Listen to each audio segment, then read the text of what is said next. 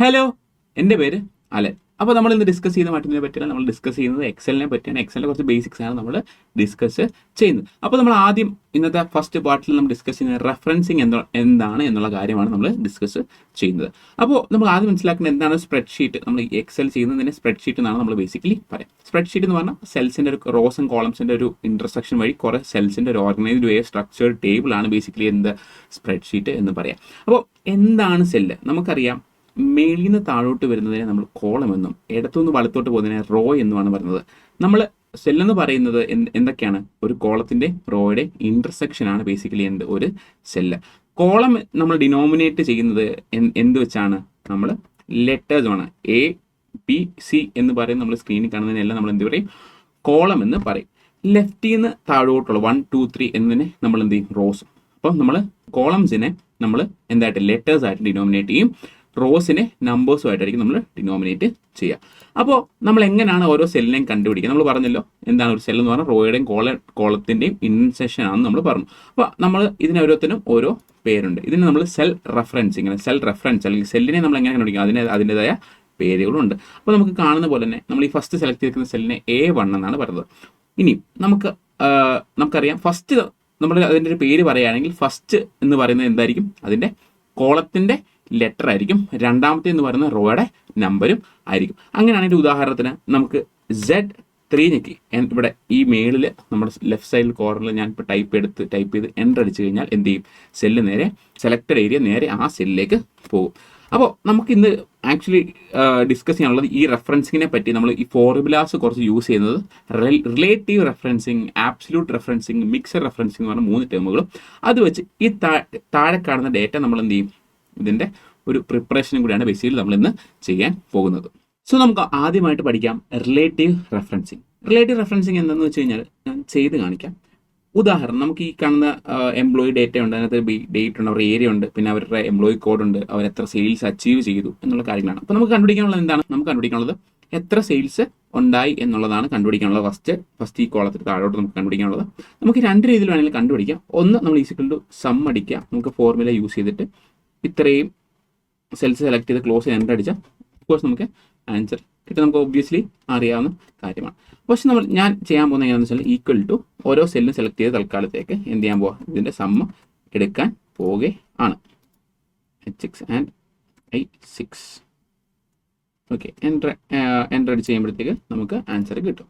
ഇനിയും ഞാനിങ്ങനെ മാനുവലി ഓരോ സെല്ലും താഴോട്ട് അങ്ങനെ അടിക്കേണ്ട ആവശ്യകതയുണ്ടോ? ഇല്ല.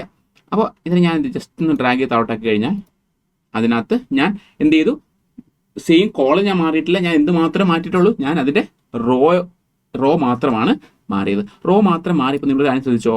നമുക്കിവിടെ ഫോർമുല കാണുന്നില്ല മേളിൽ. അവിടെ ഫോർമുല, നമ്മൾ ഈ കാണുന്ന ഫോർമുല നിങ്ങൾ ശ്രദ്ധിച്ചോ? ഈ ഫോർമുലയിൽ ഒരു സാധനം വന്നു, നിങ്ങൾ ശ്രദ്ധിച്ചോ? എന്താണ്? ഇവിടെ റോ 6ഉം എങ്കിൽ ഇവിടെ താഴെ റോ 7ഉം ആയിട്ടുണ്ട്.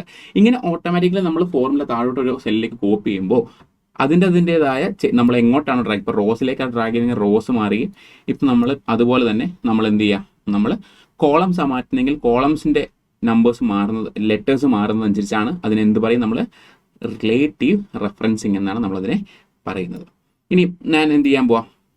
എനിക്കിനി മൊത്തം ഡ്രാഗും ചെയ്യേണ്ട. ഞാൻ ഇവിടെ ഇങ്ങനെ കൊണ്ടുവച്ച് ഹാൻഡിൽ ബാറിൻ്റെ ആരോ ചേഞ്ച് ആയി കണ്ടോ? അപ്പോൾ ഡബിൾ ടാപ്പ് അടിച്ച് കഴിഞ്ഞാൽ താഴോട്ടുള്ള എല്ലാ എംപ്ലോയിയുടെ എന്ത് ചെയ്യും? ടോട്ടൽ സെയിൽസ് എനിക്ക് കണ്ടുപിടിക്കാൻ പറ്റും. ഇതിന് നമ്മൾ എന്താണ് പറയുക? ഇതിനെ റിലേറ്റീവ് റെഫറൻസിങ് എന്നാണ് നമ്മൾ പറയുക. അടുത്തതായിട്ട് നമ്മൾ പഠിക്കാൻ പോകുന്നതാണ് എന്ത്? Absolute referencing. ആബ്സല്യൂട്ട് റെഫറൻസിങ് എന്താണെന്ന് വെച്ച് കഴിഞ്ഞാൽ അതും ഞാൻ എന്ത് ചെയ്യാം? ചെയ്ത് കാണിക്കാം.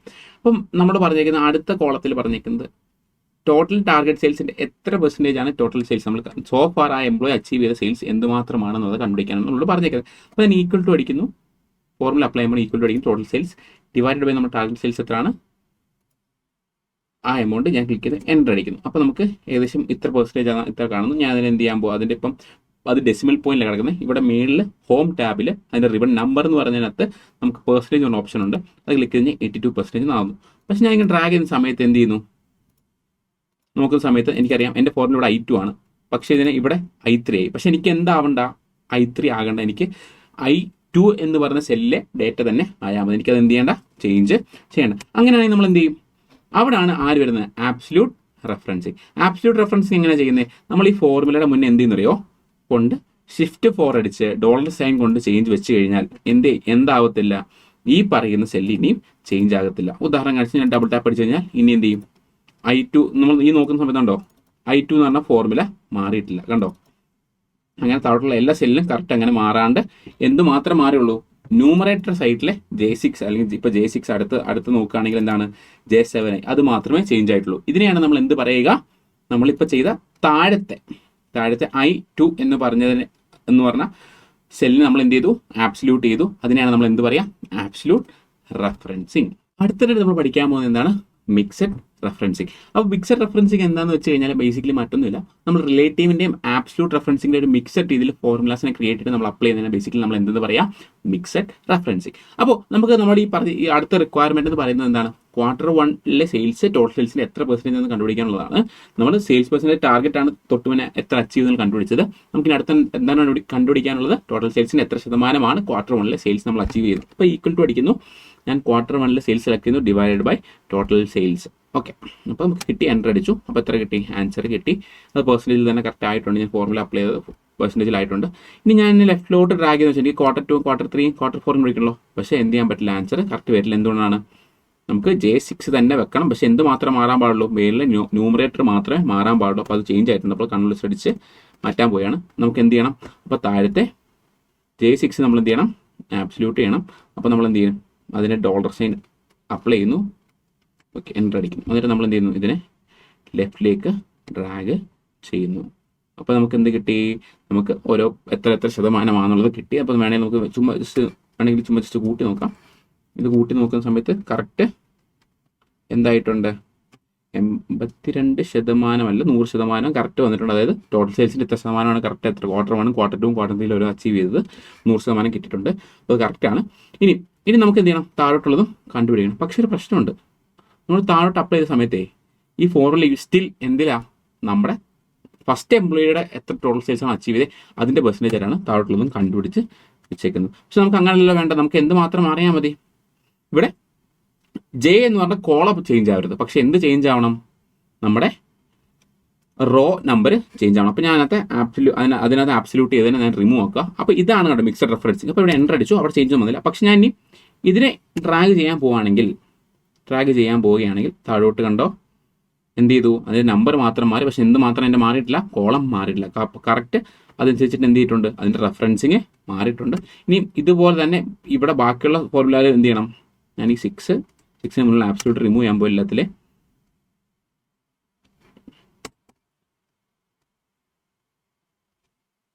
എൻ്റർ അടിക്കുന്നു. എന്നിട്ട് ഞാൻ ഇത് 3 സെലക്ട് ചെയ്തിട്ട് ഇതിനെ മൊത്തം ഡ്രാഗ് ഡബിൾ ടാപ്പ് അടിച്ചാൽ ഇതിൻ്റെ ഫുൾ ആൻസർ ജനറേറ്റ് ആവും. ഫുൾ ഫോർമുലാസിലും എത്ര എന്ന് വെച്ചുള്ളത് എന്ത് ചെയ്യാൻ പറ്റി, എനിക്കിവിടെ ഫോം ചെയ്യാൻ പറ്റി. അങ്ങനെ ഈ ഡേറ്റ ഈസി ആയിട്ട് ചെയ്യാൻ പറ്റി. അപ്പോൾ നമ്മൾ ഇന്ന് എന്താണ് പഠിച്ചത്, നമ്മൾ എന്തൊക്കെ പഠിച്ചു, നമ്മൾ റെഫറൻസിങ് എന്താണെന്ന് പഠിച്ചു, സെൽ എന്താണെന്ന് പഠിച്ചു, റിലേറ്റീവ് റെഫറൻസിങ് എന്താണെന്ന് പഠിച്ചു, ആബ്സല്യൂട്ട് റെഫറൻസിങ് എന്താണെന്ന് പഠിച്ചു, പിന്നെ എന്തും കൂടി പഠിച്ചു, നമ്മൾ മിക്സഡ് റെഫറൻസിങ്ങും എന്താണെന്ന് പഠിച്ചു. ഇനി അടുത്ത വീഡിയോയ്ക്ക് നമുക്ക് എന്ത് ചെയ്യാം, ഇഫ് കണ്ടീഷൻ എന്ന് പറഞ്ഞതായിരിക്കും നമ്മൾ അടുത്ത പാർട്ടിൽ പഠിക്കുക. So till then bye.